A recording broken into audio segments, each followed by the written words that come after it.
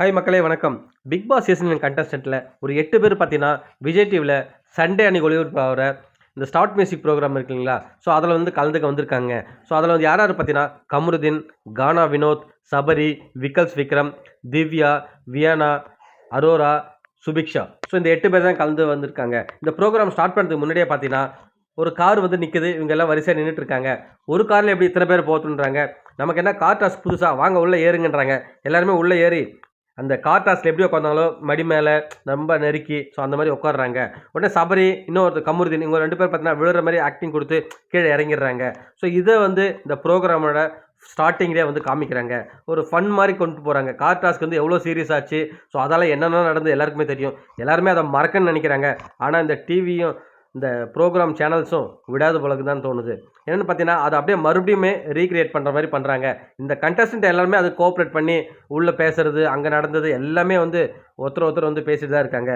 மத்தவங்க பேசுறாங்க, கலாய்க்கிறாங்க ஓகே. இதுல வந்து மெயினா வந்து பாதிக்கப்பட்ட ஒரு ஆள் வந்து கமருதீன். ஸோ அவருமே சேர்ந்து கூட கலாய்க்கிறது தான் கொஞ்சம் வந்து வருத்தப்படக்கூடிய விஷயமா இருக்கு.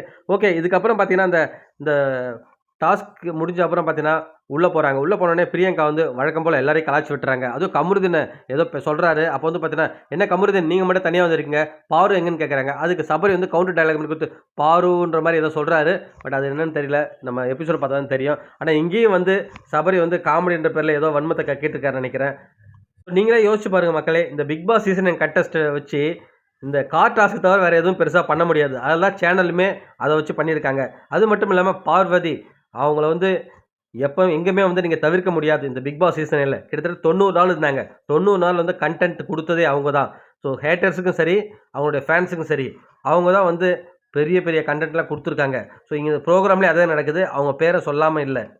கண்டிப்பா இந்த எபிசோட்ல பார்த்தீங்கன்னா, நெறைய இடத்துல வந்து பார்வதி பத்தி கேட்க போறாங்க கமருதீன்ட்ட. அவரு எப்படி பதில் சொல்ல போறாருன்னு தெரியல. அது மட்டும் இல்லாம மத்த கண்டஸ்டன்ட் வந்து பார்வதி எப்படி டம்மி பண்ணலான்னு தான் பார்த்துருப்பாங்க. ஏன்னா எல்லாருக்குமே தெரியும். ஏன்னா எந்த இன்டர்வியூ பண்ணாலும் பார்வதி பத்தி கேட்காம இல்ல. ஒரு சிலர் வன்மத்த கக்குறாங்க. ஒரு சிலர் வந்து ஜென்யூனா சொல்றாங்க. ஓகே அது கேம். அதோட விட்டுருங்கன்ற மாரி சொல்றாங்க. பட் இன்னமும் பார்த்தீங்கன்னா, ஒரு சில கண்டஸ்டன்ட் வந்து அந்த வன்மத்த வச்சுன்னு தான் திரிஞ்சுட்டு இருக்காங்க. அது யார் யாருன்னு உங்களுக்கு எபிசோட் பார்க்கும்போது தெரியும் உங்களுக்கு. கண்டிப்பா இந்த புரோகிராமுக்கு பார்வதிய கூப்ட்டுருப்பாங்க. ஆனா, அவங்க வரலன்னு சொல்லிட்டு இருப்பாங்க. ஏன்னா, இந்த ஃபினாலேக்கு அவங்க வரலன்னு சொன்னாங்க. அப்புறம் ரொம்ப ஃபோர்ஸ் பண்ணி தான் கூப்ட்டுருக்காங்க. பட் கண்டிப்பா இந்த மாரி ஷோஸ்லாம் வரமாட்டாங்க. ஏன்னா, அவங்களுக்குமே தெரியும். நம்மள வந்து கன்டென்ட் வாங்கிட்டு, நம்மள இப்படி அசிங்கப்படுத்தி அனுப்பிச்சுட்டாங்கன்னு சொல்லிட்டு. கண்டிப்பா இந்த மாரி இடத்துக்கு அவங்க வரமாட்டாங்க. இப்ப கமருதீன் வந்திருக்காருன்னா, அவருக்கு ஏதாவது சான்ஸ் குடுப்பாங்க சீரியல்ல. ஸோ, அந்த மாரி ஒரு காரணத்துக்காக வந்திருக்காரு. மத்தபடி யாருமே வந்து இங்க வந்து எதிர்பார்ப்பு இல்லாம யாரும் வரமாட்டாங்கங்க. ஓகே மக்களே, நீங்க என்ன நினைக்கிறீங்கன்னு சொல்லிட்டு கமெண்ட் செக்ஷன்ல கமெண்ட் பண்ணுங்க. மீண்டும் அடுத்த வீடியோல உங்கள சந்திக்கிறேன். நன்றி.